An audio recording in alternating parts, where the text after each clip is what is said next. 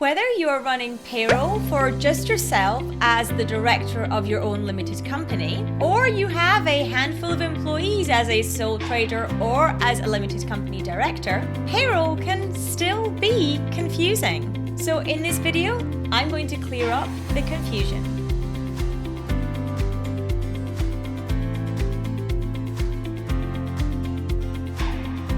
If you haven't subscribed yet, do make sure you hit that subscribe button and turn on the bell so you can be notified next time I upload a video about all things business money.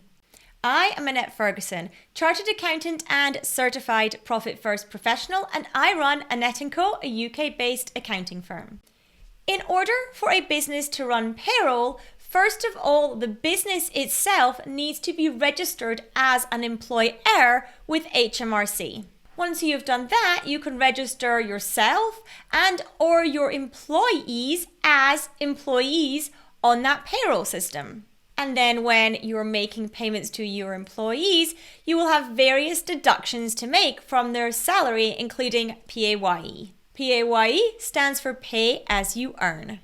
Your payments to your employees will include their wages or their salary, but will also include things like statutory sick pay, statutory maternity pay, and any tips and bonuses that they are entitled to. From these payments, you will then deduct tax and national insurance for most employees. Other deductions you might need to make are for student loans and pension contributions. There is then a requirement to report your payroll to HMRC before payday. You'll have to run payroll software in order to have payroll working in your business. Of course, you can run this yourself in the business, or you can outsource the running of payroll to a payroll bureau or an accounting firm. The payroll software works out the deductions for national insurance and tax based on the national insurance code that the individual has and the tax code that the individual has. National insurance is paid for each employee that earns over £175 a week.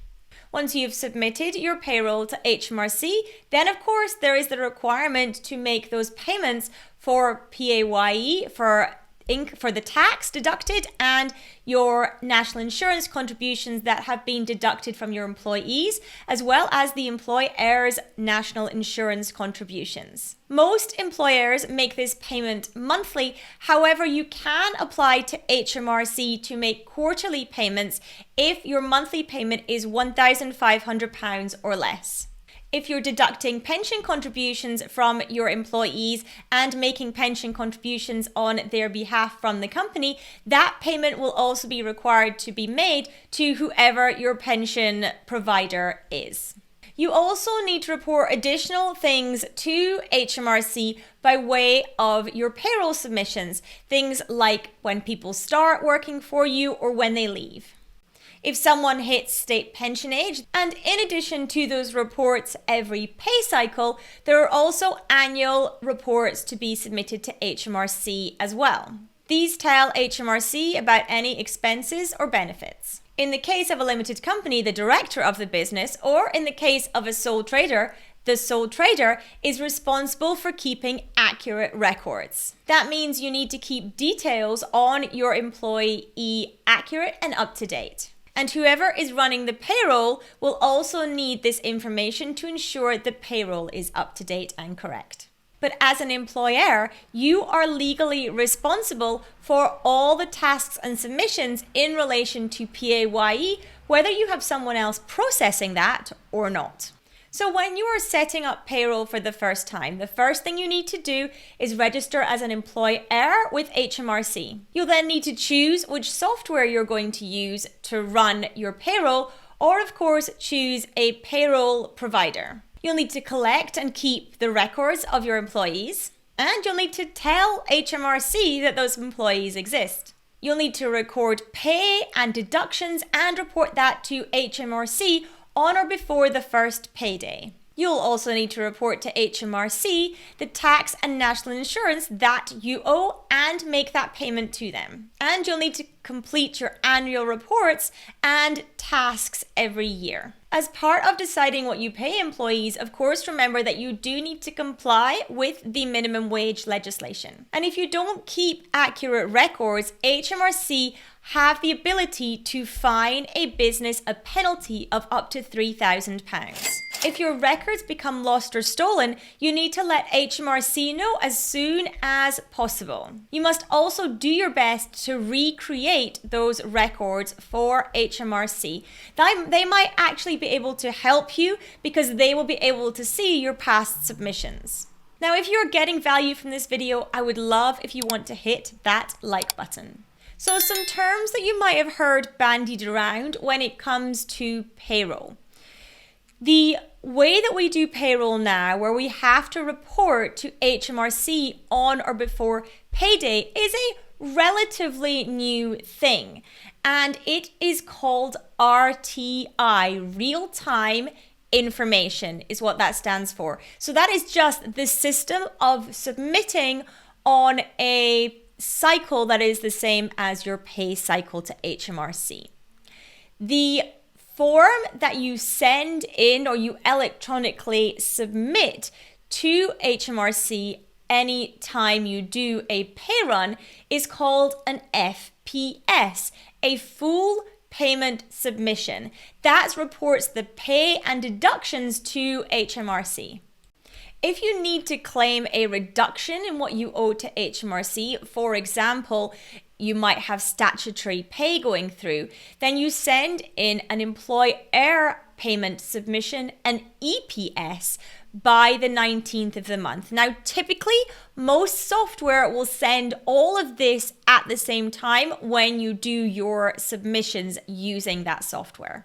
And your payment is required to be made to HMRC by the 22nd of the month. That's when they have to have cleared funds. If you're making the payment by post, then it needs to be by the 19th to give any checks time to clear. If you don't make your payment on time, you may be subject to a penalty. You may also be subject to penalties if you don't make your submissions on time as well. If you've made mistakes in your submissions, you can submit corrections, again, typically through your payroll software. And if you have registered as an employer, but you don't submit any employee data and any payroll information, then HMRC will close down your PAYE scheme if it is 120 days of non-submission.